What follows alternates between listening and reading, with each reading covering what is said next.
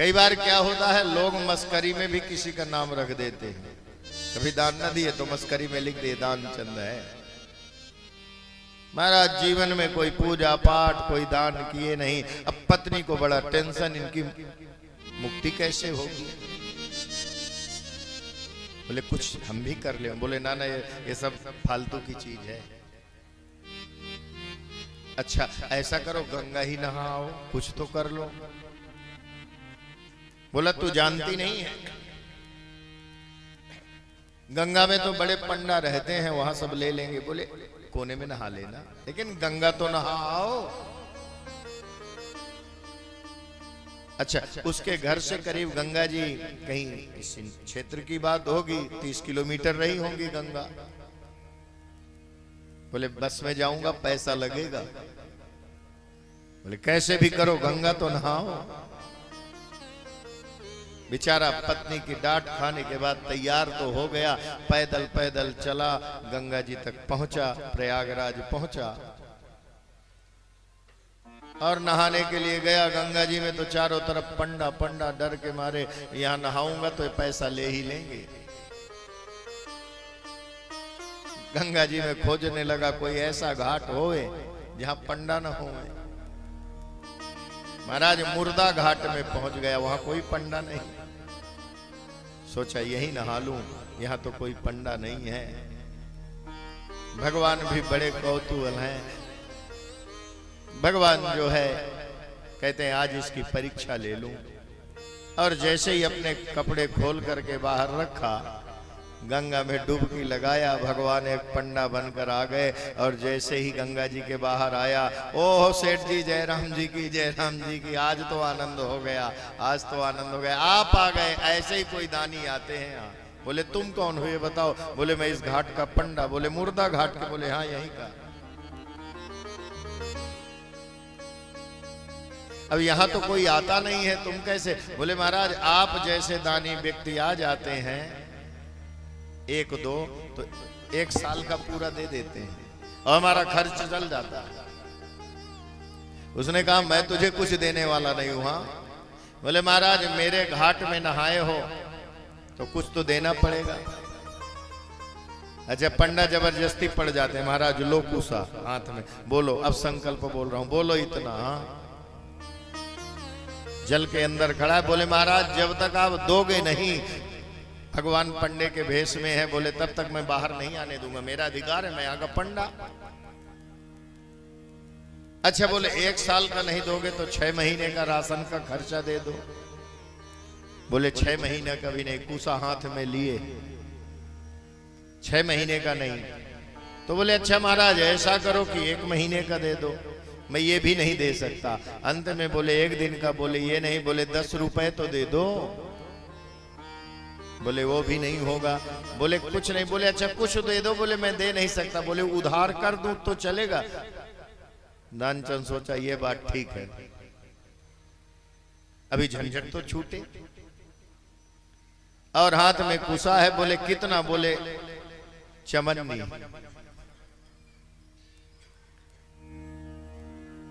भगवान है। बोले ठीक है कुछ तो दान दे तू। और संकल्प पूरा हुआ। बोले लेने आऊंगा। बोले घर का पता मालूम होगा तब तो आएगा।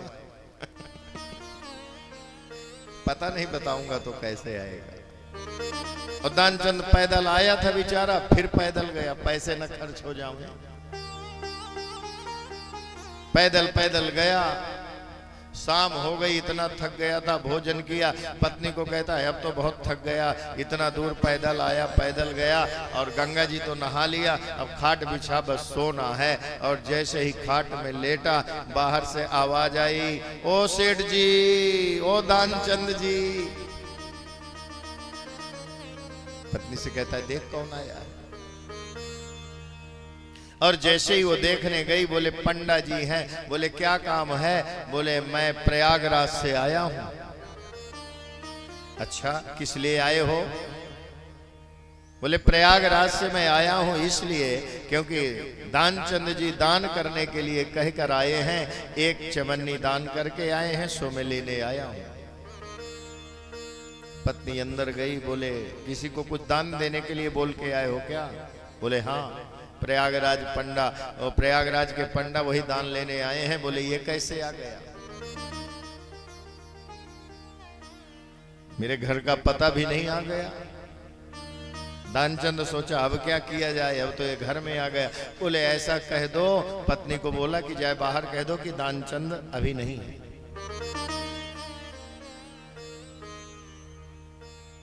फिर बोले ऐसे कैसे कह दूं, अभी तो आप आए हैं। बोले ऐसा कह दो दानचंद बीमार है, ऐसा बोल दो।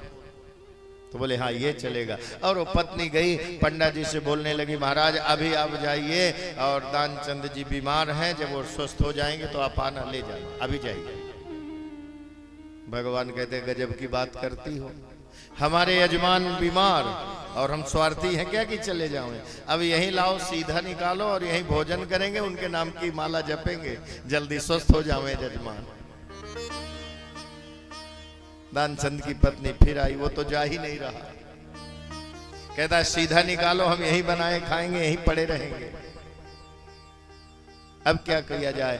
अब दानचंद कहता है पैसा तो नहीं देना है, माने नहीं देना, तो क्या करें।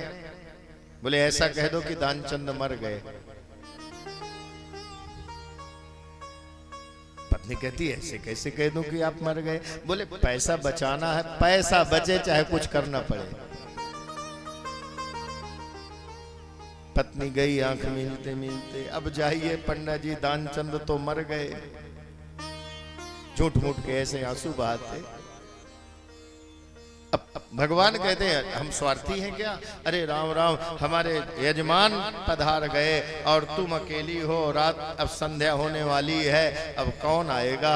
अब ऐसा मैं पूरे गांव को बोल नहीं नहीं नहीं तुम मत बुलाओ, हम बुला लेंगे, तुम जाओ। पर भगवान अनेक रूप में हो गए भगवान, और घर घर जाके कह दिए पूरे गांव में दानचंद मर गए, दानचंद मर गए। पूरा गांव इकट्ठा हो गया महाराज।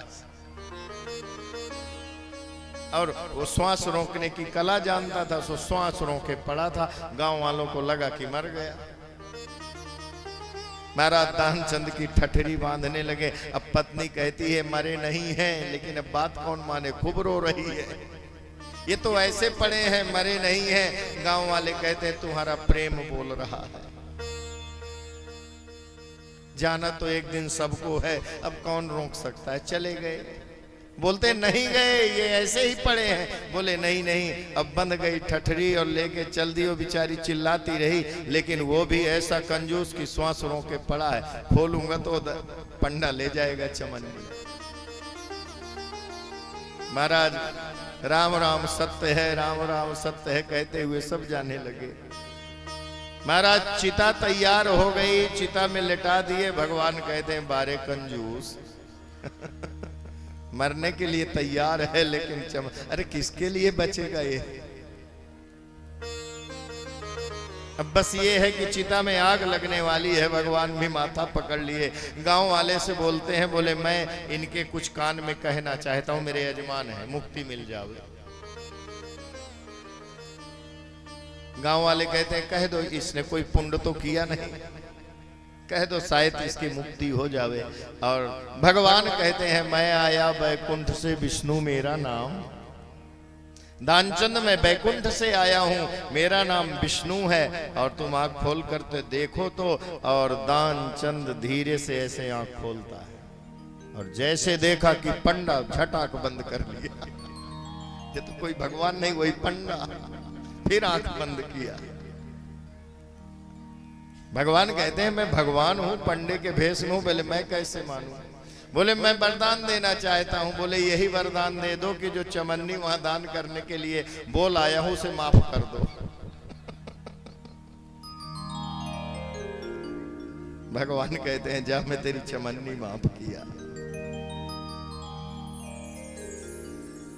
तो कहते हैं नंद बाबा के घर परमात्मा का प्रागट्य हुआ, तो सबको दान दे रहे हैं, सबको दे रहे हैं, सबको प्रेम कर रहे हैं। विशुद्ध सत्वम, जिसका हृदय विशुद्ध सत्व से परिपूर्ण है। और बुद्धि क्या है, देवमयी, देने वाली बुद्धि है।